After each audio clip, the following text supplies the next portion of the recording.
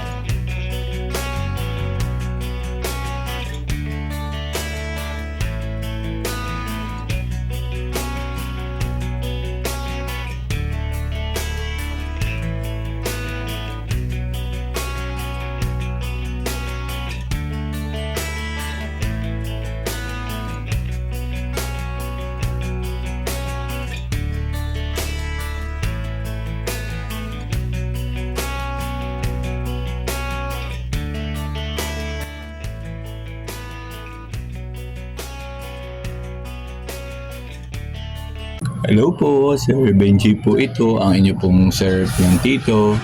Yan, katatapos-tapos ko lang pong maglinis po noong labas po ng bahay. Inayos ko lang po uli at kasi po medyo mahaba na nga po ang mga damo at saka marami-rami po ang kalat, kaya po yun muna po ang inuna natin. Mamaya naman po dito po tayo sa loob naman po ng garden, yung mga simple din lang pong trabaho ay gusto ko pong maipakita po sa inyo para matuwa po kayo. Aaliw din po kayo na maglinis-linis din po ng inyong mga garden, harap ng bahay, para po sabay po tayo ng mga paglinis-linis. At nakakatuwa naman po pag nakikita po nating malinis, marami pong natutuwa, lalo na pa yung mga dumadaan, sasabihin naman po ay maayos po tayo sa pamamahay.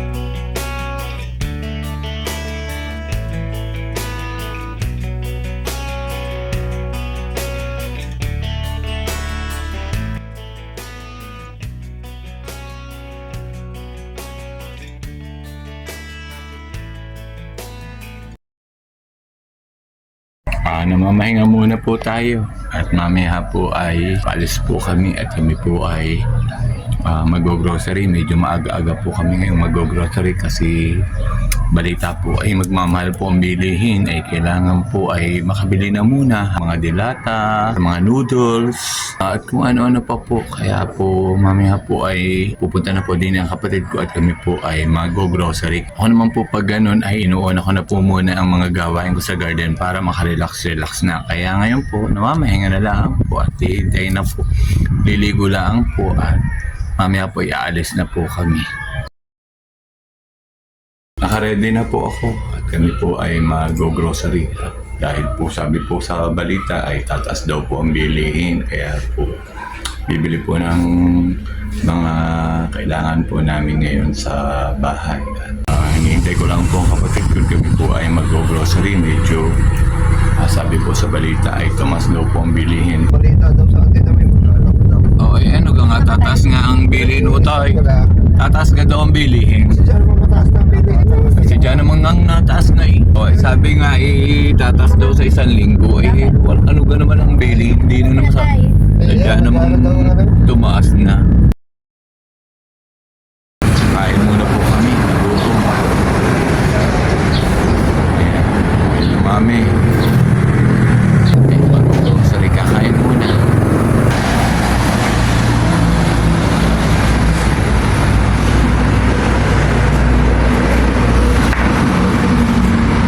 Yun, chicken silog. Ano? Yun. Ang lalaki ng halaman. Tuwag ang mangganing halaman. Lalaki. Tuwag ang laki.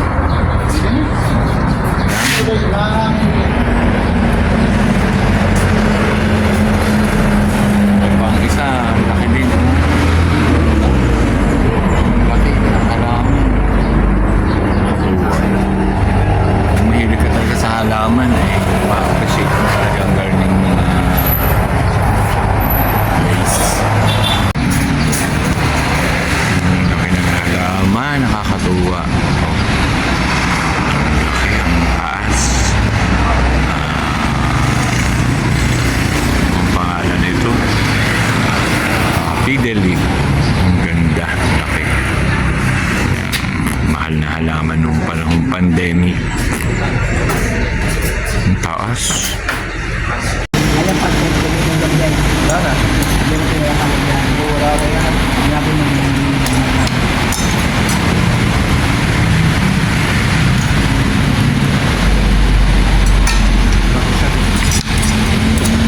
Buti kala ko yung in-order na yun, isisige pala yung pansit ang kulay iba. Hindi makatayo na makakain, hindi makalakad. Busog ko. Thank the Lord.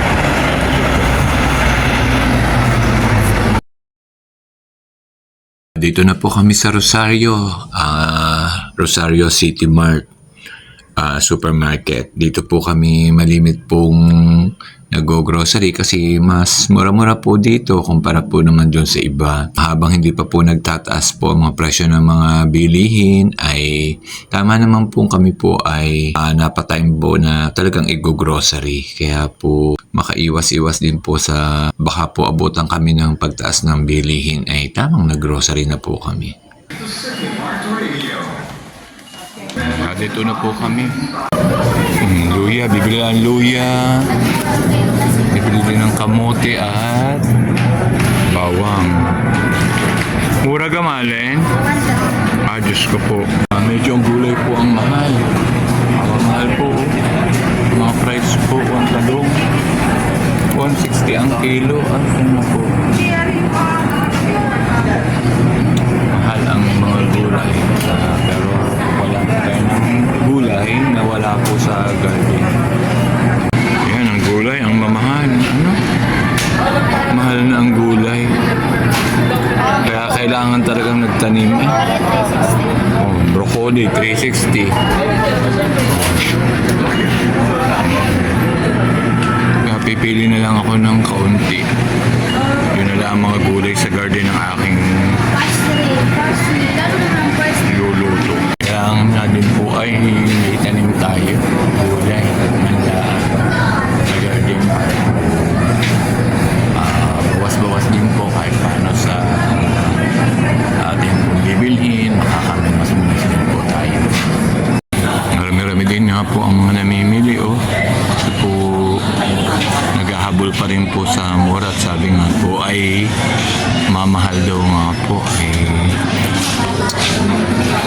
Kaya nga po nabili na ngayon. Baka nga po biglang tumas po ang mga presyo ay kahit po paano nga na may makakatipid sila.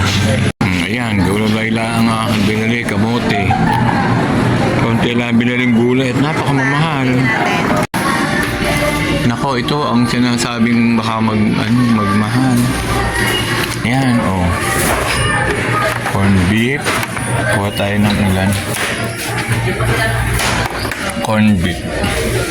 Bili din ako, kailangan ng sardines. Ito, kailangan ko.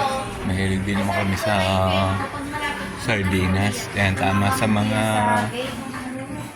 kasama ko doon sa mga gulay na lulutuin na nasa garden.